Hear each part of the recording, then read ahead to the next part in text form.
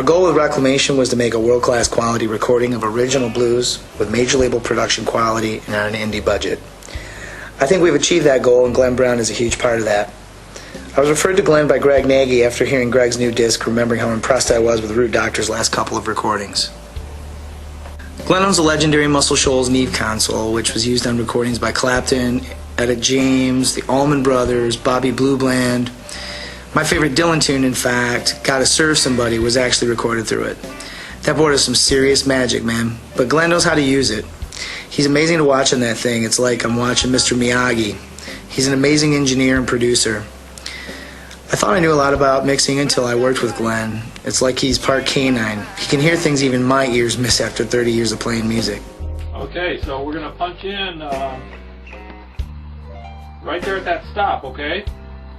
So, you say I have a headache. We're going to come in right there, right? So, go ahead and sing along with it, okay? Just to have another vocal. And then we're doing this outro just the same way. So you do the finish like it is, but then you solo over the last chorus. Okay. Lately it feels just like I've been doing time.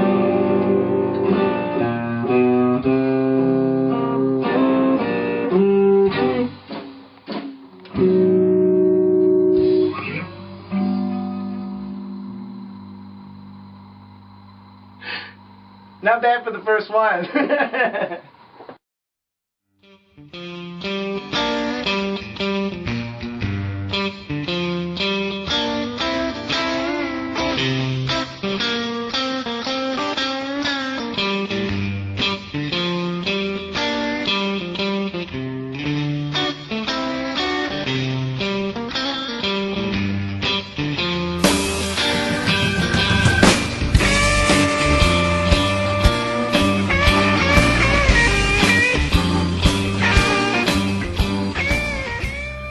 I've always been fascinated with the guitar. My mother's pictures of me at about 2 years old, my father's guitar on my lap. I grew up with music all around me. My dad learned to play guitar from my great-grandfather, who learned to play from a couple of guys on the railroad tracks that he was working on in Indiana. When I was about 12, my dad taught me how to play Johnny Be Good. I worked on that song almost every day for an entire summer until I got it. If there was ever a juke joint in this town, this was it. See these vents? Mm-hmm. These vents are right behind the bandstand. And I'd sit right here on my bike, and they used to have country bands in here. And I'd listen to country bands, and I could see like the top of the drummer's head through there and the stage lights. And I'd sit there for like maybe half hour, 45 minutes, and just listen to the music and wonder what it was like to be in there. Well, in 95, I think it was, 96, this turned into a blues club. And they had blues Thursday, Friday, Saturday, and Sunday. Thursday night was the jam. And I started coming down here, and this is when Big Daddy was backing up the Crossroads band down here, and there's this big dude named Big Pete that used to sing. And this is where I met Donnie.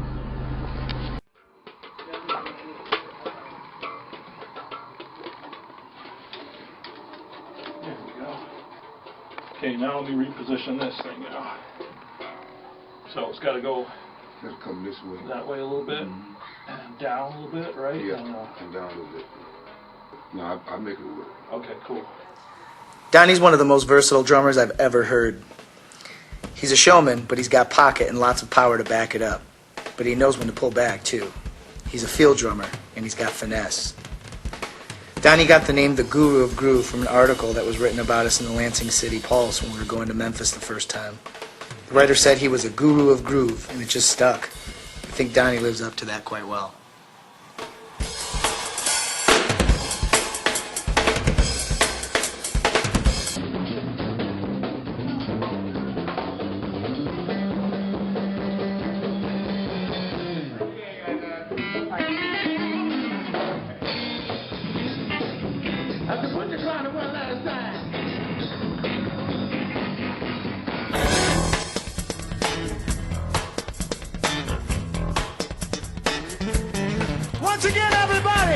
Muskegon Heights, Michigan on the bass guitar, Dave, the Butcher, Al.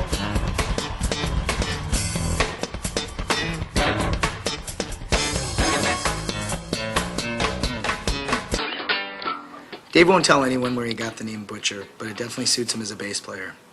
He grew up in Detroit in the same neighborhood as Motown Records. He's played reggae, funk, soul, and he also plays in church every Sunday morning. In 2004, I ran into Dave at a club in Muskegon called the Blue Note, where a lot of us crew from the patio ended up after the patio changed over to karaoke. The original lineup of the Vincent Hayes Project was myself, Dave, and a guy I went to school with on drums named Tom. When Tom decided that he wasn't into blues, Dave recommended that we get Donnie. Donnie was the missing piece. I've seen some crazy shit happen when these two play together. It's like they're a machine. They'll slice through anything. Many of the places I grew up enjoying as a kid are now boarded up and overgrown. Muskegon started out as a lumber town back in Michigan's golden age. After the lumber industry had left town, it switched to the auto industry. But after 2001, as the auto industry caved in, the jobless rate skyrocketed. Muskegon's a town where everybody's got the blues, but the clubs just don't do enough to support it.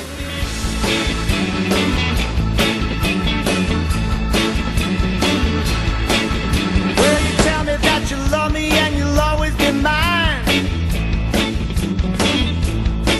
Well, you know I love you too, but honey, I'm not blind.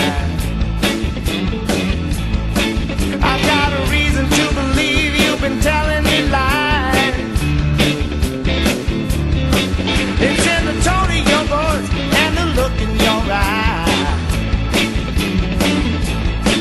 So don't you even give it a second thought, 'cause I'm not gonna stand for your double talk. In 2006, we won a local blues challenge and went to Memphis to compete as semi-finalists in the 2007 International Blues Challenge.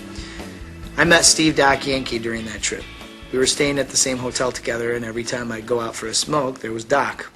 We hit it off, talking about the blues and life. He was there with a band called Third Degree, who we never got a chance to see because our schedules were different. But by the end of the weekend, we agreed that we would record together someday.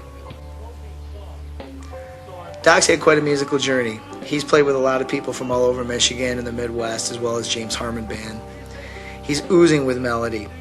When Doc plays, he can take you from New Orleans to Chicago in 7 notes. He's got a real feel for the blues, man. I can just listen to him all day long. Doc did all of the stuff on Reclamation in about 1 or 2 takes.